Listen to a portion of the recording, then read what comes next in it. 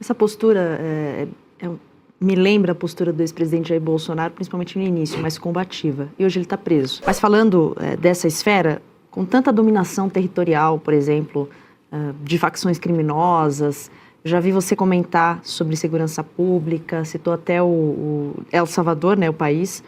Então, como que o senhor vê isso hoje e como seria esse processo de desfavelização, que é uma coisa antiga, inclusive, né? Bem antiga. Olha, quem dera fosse uma coisa antiga. Fala-se nesse tema, mas é um tabu tão grande falar sobre desfavelizar, porque na prática a gente há muito tempo, especialmente começando no Rio de Janeiro, a gente começou a achar que a favela faz parte da nossa identidade. Não porque tinha um cartola na favela, era um poeta da favela. Você pode ser um poeta e não morar na favela. Acho que essas coisas... Você tem grandes poetas na história humana que não precisavam morar em favela. Você não vai justificar a ausência de saneamento básico, presença de tuberculose em populações humildes e comando naquele bairro por parte de facções com base num poeta ou num samba. Só que nós fizemos isso. Faz parte de um processo histórico muito destrutivo de autossabotagem que nós tivemos. Vou começar pela parte de segurança e eu vou chegar na desfavelização, porque essas coisas estão muito conectadas. Inclusive, no próprio Livro Amarelo 2, a gente junta uns pontos. A favelização, ela acontece no Brasil, ela acelera muito nos anos 60, 70, 80 e 90, que é quando a gente tem um boom demográfico, e é quando, no meio do regime militar, você tem a crise do petróleo, e aí toda aquela formação de capital bruto, ela se interrompe. O Brasil acaba caindo no lance da dívida externa, começa a parar aqueles mega investimentos, e aí a gente começa a sentir como o aumento da nossa infraestrutura diminui e o investimento urbano nas periferias, em casas e prédios, simplesmente não acontece. Então você tem um boom de pessoas nascendo, boom de pessoas migrando para as cidades, incapacidade do Estado em responder isso, e aí você tem a destruição das grandes cidades que passam a ficar altamente favelizadas. São Paulo, Belo Horizonte, Rio de Janeiro, todas as grandes capitais do Nordeste. E aí você criou aqueles bolsões. Nesses bolsões o Estado não está presente.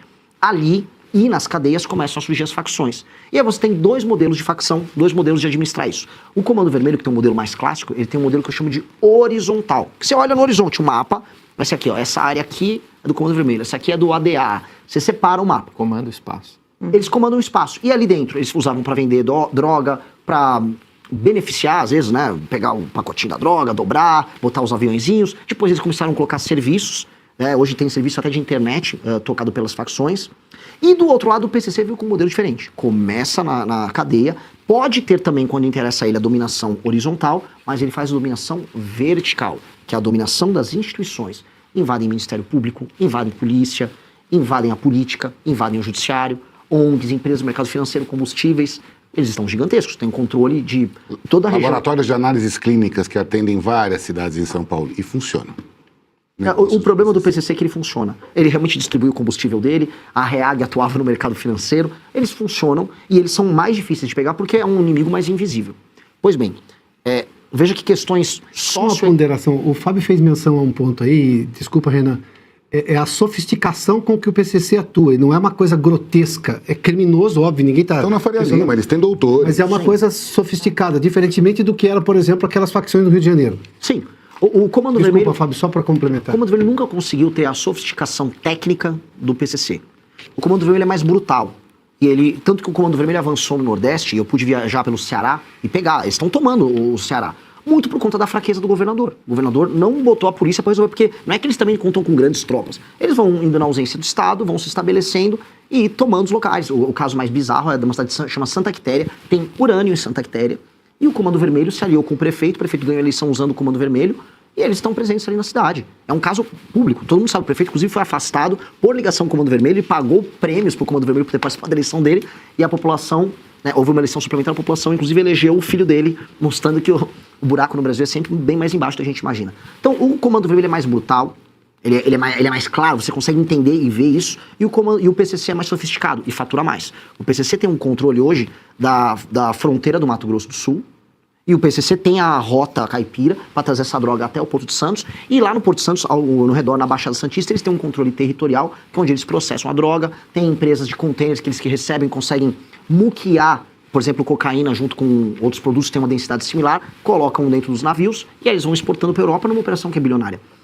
De um lado, nós temos que usar a violência do Estado de maneira muito clara, e a alteração nas leis, a aplicação do direito penal do inimigo, para você fazer a tomada daqueles territórios e o Estado se restabelecer.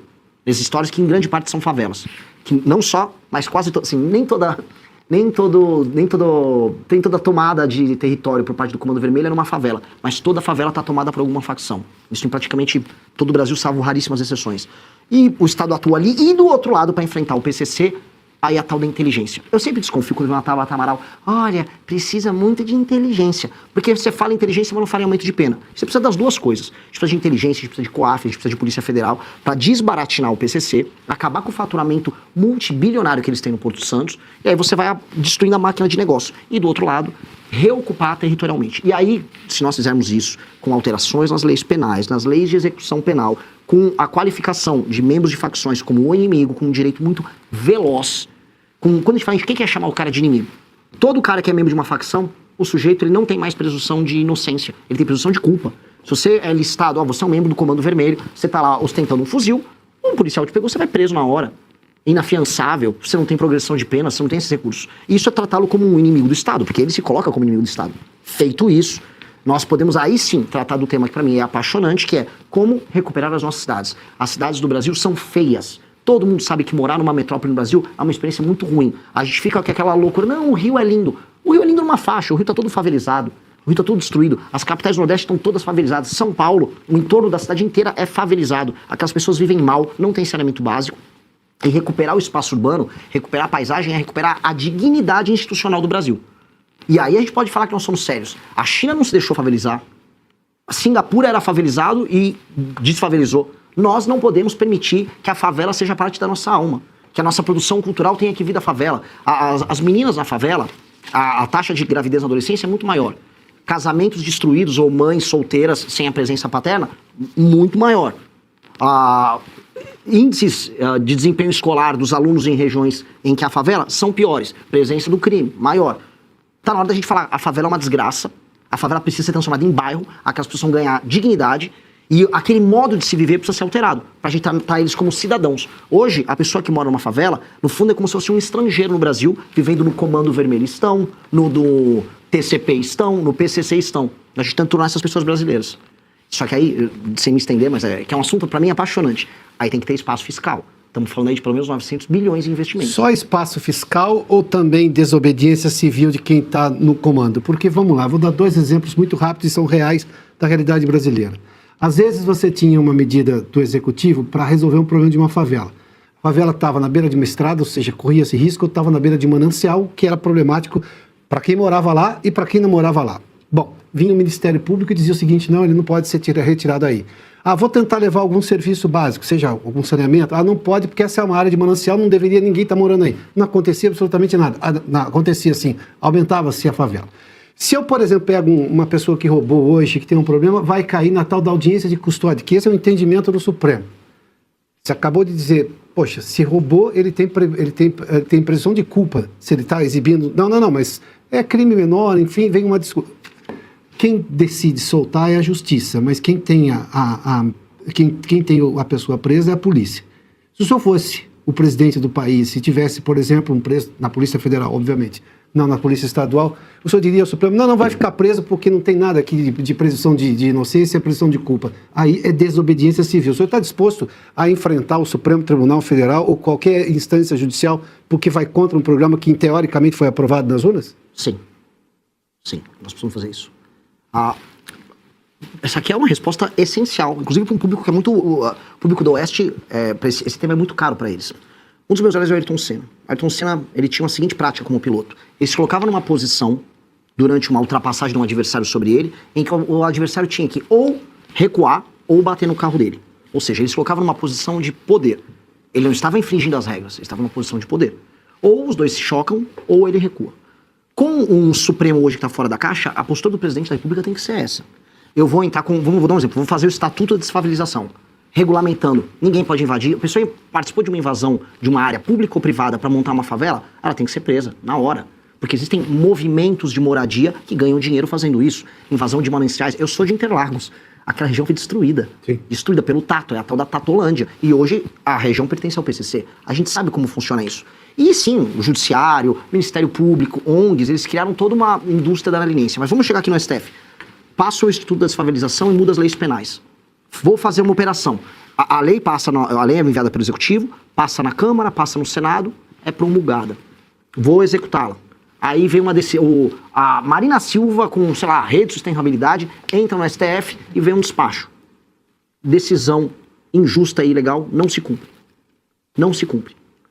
E essa é a posição que eu falo inspirada no Ayrton Senna. Ele vai querer chocar, então eles que venham chocar conosco. Eu estou no estrito cumprimento da lei, no estrito dever que o presidente da República tem de entregar lei e ordem para o povo brasileiro. Se eles quiserem se chocar, que se choquem. E aí, quem pode mais chora menos. Em bom português, Piotr. Não vou ficar fazendo provocação, não vou sendo moleque institucional. Agora, o dever do presidente da República... Não está na Constituição o direito à moradia? Essa Constituição maluca que a gente tem, que tem direito a tudo? Não tem direito a nada. O Brasil se favelizou desde a Constituição de 88. Aumentou as pessoas que não têm moradia. Mas não está garantido? Estou lá tentando garantir o sagrado direito constitucional à moradia. Aí vem impedir. Aí você desculpa. Aí eles estão no descumprimento. Vamos colocar de uma maneira muito boazinha. Eu espero muito que o STF cumpra apenas seus deveres estritos e constitucionais. Se ele não cumprir, eu também vou cumprir o meu. Eu vou estar no meu que é... Não, sou o presidente da República, essa decisão sua é ilegal e eu vou continuar com a minha política pública. Ou seja, vou dar um exemplo mais claro. Vamos ser vamos dar um... Eu não vou precisar, isso não é a opinião do Renan, é a opinião do BOP. Eu tenho figuras do BOP que eu converso, o Busnello, o maior sniper do BOP talvez, falou, Renan, todas as operações, que mesmo com o GLO, não funcionarão se você não tiver um estado de defesa específico naquela área, porque o traficante se esconde na casa da pessoa e você não tem um mandato. Como é que você vai pegar o traficante? Você vai precisar de um estado de defesa em que aí sim é permitido. Pois bem, passa o estado de defesa circunscrito a determinadas regiões, Santa Quitéria no Ceará, favela da Rocinha, todos exemplos anedóticos, mas tá aqui. Passo, mando pro Congresso, o Congresso autoriza, começo do nosso mandato.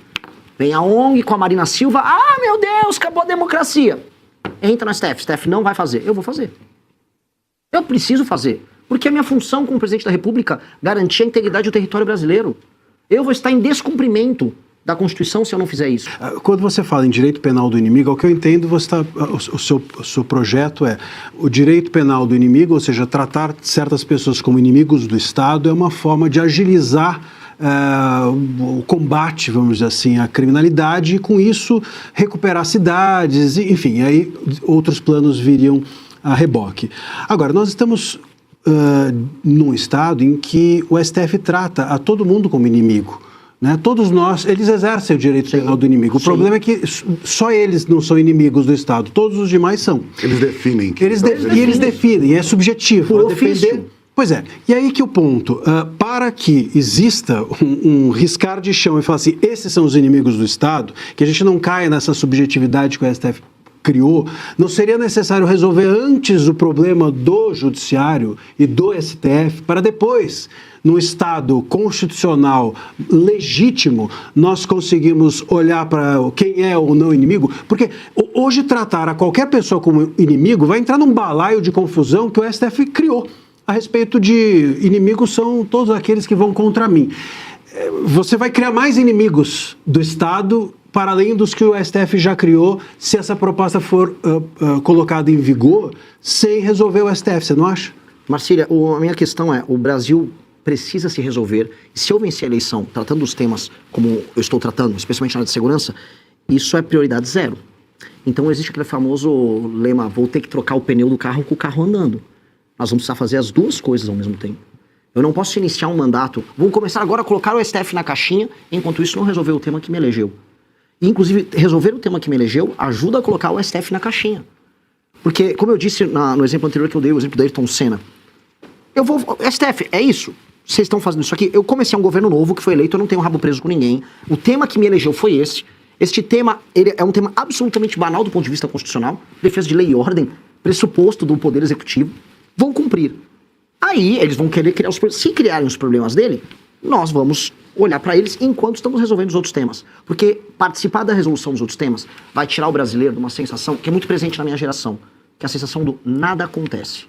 Nada acontece. Se eu entrar e ficar apenas na briga institucional sem ir para a resolução material do problema, eu perco moral para participar da briga institucional. Então eu tenho que participar da resolução material. As pessoas, elas não vão conseguir enxergar. Porque mais um governo que está tendo uma briga entre os poderosos. Eles estão brigando, aquele noticiário, liga lá na Globo News. O presidente do STF afirmou nesta manhã. A pessoa está vendo, tudo bem, o traficante ainda está na porta da minha casa. Eu ainda tenho medo de ser assaltado. Então eu preciso fazer as duas coisas. E infelizmente não vou poder fazer como o Bukele, como o exemplo que o Piotr deu. Porque o Bukele teve a oportunidade de olhar, entender que ele tinha uma força, ele acumulou o poder de tal modo que ele podia ir para cima de uma Suprema Corte corrupta, e aí depois ele fez as grandes operações dele. O caso brasileiro é diferente. Como todo um país, as circunstâncias são diferentes, as correlações de poder são diferentes, e nós temos agora uma eleição em que as pessoas estão olhando para essas propostas e estão falando, há viabilidade, então vamos levar à frente, vamos deixar eles errarem, vamos dar a oportunidade do STF errar. Porque aí a pessoa não está vendo uma briga institucional quase bizantina nos termos. Não, porque a DPF do não sei o que. Não, não, não. O presidente quer matar o traficante e o ministro do Supremo não deixou. Aí muda de figura. Aí a gente vai trazer para essa discussão que envolve instituições, povo. E eu vou falar pelas minhas andanças pelo Brasil. As pessoas estão falando de outros problemas. O STF é um tema muito comentado em centros urbanos. Ao redor do Brasil, as pessoas estão falando de outros assuntos. E vamos lembrar, o Lula ganhou a eleição em 2022 falando de outros assuntos para boa parte da população brasileira. Então, a população brasileira estava alheia a isso. Eu trago a população brasileira para esse tema se eu envolver os dois assuntos. A partir do momento que o STF se tornar um aliado direto ou indireto do cometimento de crime por parte desses caras. Então, eu acho que a melhor estratégia possível é essa. E é verdadeira, tanto que eu estou falando ao vivo para vocês. Porque eu acho que quando você é absolutamente e brutalmente honesto sobre o que você vai fazer, você já estabelece os parâmetros. Eu tô igual o Ayrton Senna na pista. Vai querer recuar? Recua. Vai querer bater? A gente vai pra colisão. Estou apenas sendo um democrata. Essa postura me lembra a postura do ex-presidente Jair Bolsonaro, principalmente no início, mais combativa. E hoje ele está preso. E eu falo isso até porque se citou, né? Talvez se o STF for visto como conivente ao crime, né? Acho que não foi a exata palavra. Já não foi? Já não demonstrou o suficiente? As pessoas não entendem dessa maneira. Quando a gente fala as pessoas, eu vou pegar os eleitores do Bolsonaro, podem entender. Mas o resto do Brasil está preocupado com outras coisas. E quanto mais eu rodo, eu vejo isso. Existe um Brasil, gente, que vota no Lula, existe um Brasil que vende um voto, existe um Brasil que vota no Centrão. Essas pessoas falam de outros assuntos. As pessoas estão falando de outros temas. E esse tema não é central para elas.